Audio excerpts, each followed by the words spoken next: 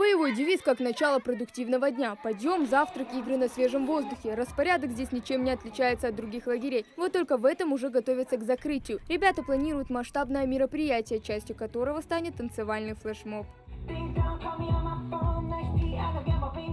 Старается передать свои эмоции в танце и Амина Аздоева. Девочка – фанатка корейской музыки, или как это называется по-другому – кей-поп. Танец флешмоб под песню BTS «Динамит». Мы специально подготовили его для лагеря РС. А какие твои любимые движения? Ну, вот это движение и вот это. Лагерь работает в закрытом режиме, вход родителям воспрещен. Сотрудники же, а это вожатый, медперсонал, повар и его помощники, остаются здесь до конца смены. В этом году из-за эпидситуации места в лагере сократилось с 450 до 338 человек. В Вярзе предприняты все необходимые антиковидные меры. На сегодняшний день эпидобстановка у нас очень нормальная, можно сказать, очень хорошая. Мы для этого соблюдаем все меры предосторожности. То есть и масочный режим соблюдается, и обработка рук, и дезинфицирующие средства, все у нас имеется в наличии и активно это используется. Особенно, когда дети идут на завтраки, обеды и ужины, обязательно утренние процедуры и вечерние процедуры тоже соблюдаются, все необходимые нормы. Также в этом году у нас как-то 3 смены получилось. В основном у нас бывает 4 смены, но сейчас 3. И деткам очень нравится, довольны в связи с программой. Девочки здесь увлекаются не только танцами и песнями, многие из них и спортсменки. Сейчас, например, соревнования по перетягиванию каната. Всего сразятся 3 команды, в каждой по 8 человек.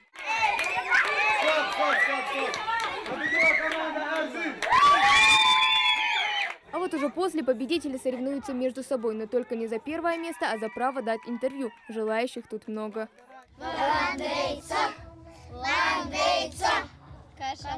Несмотря на так называемую кашу-малашу, победителя выбрали. Ей оказалась самая младшая участница отряда Амалия Абазиева. Скажи, тебе нравится в лагере? Да. А что тебе больше всего тут нравится? Дискотека, еда, рисование. А вот вы сейчас перетягивали канат, да? Тяжело было? А как ты сделал так, чтобы ваша команда победила? Я тянулась во все силы. И в итоге вы победили. А пока девочки перетягивают канат, мальчишки демонстрируют физическую силу. Это уже 4-й дебаты за эту смену. Каждый старается показать себя, но удается это немногим. Один из главных претендентов на первое место – Зайфулла Ацуров. Мальчик занимается дзюдо и надеется, что его физическая подготовка ему поможет и сегодня. Спортивная категория соревнования.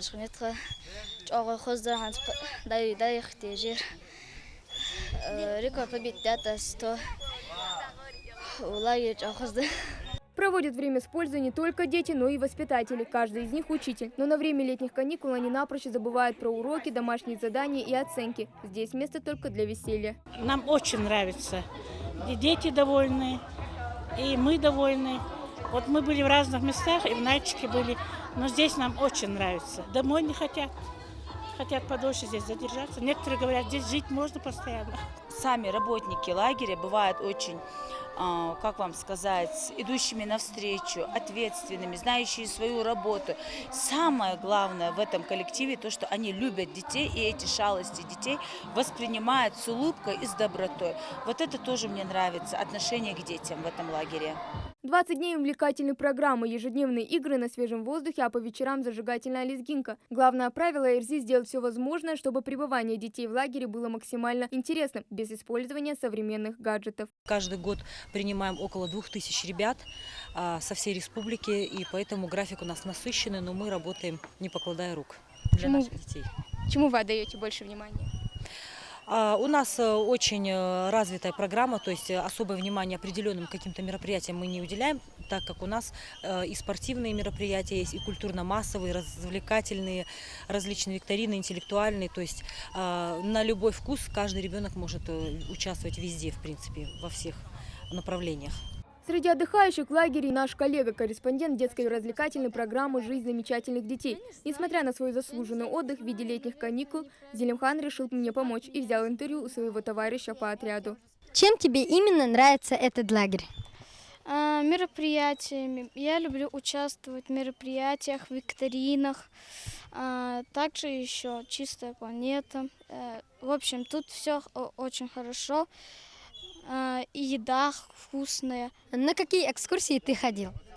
Я ходил на экскурсии на башне Эгикал, и все.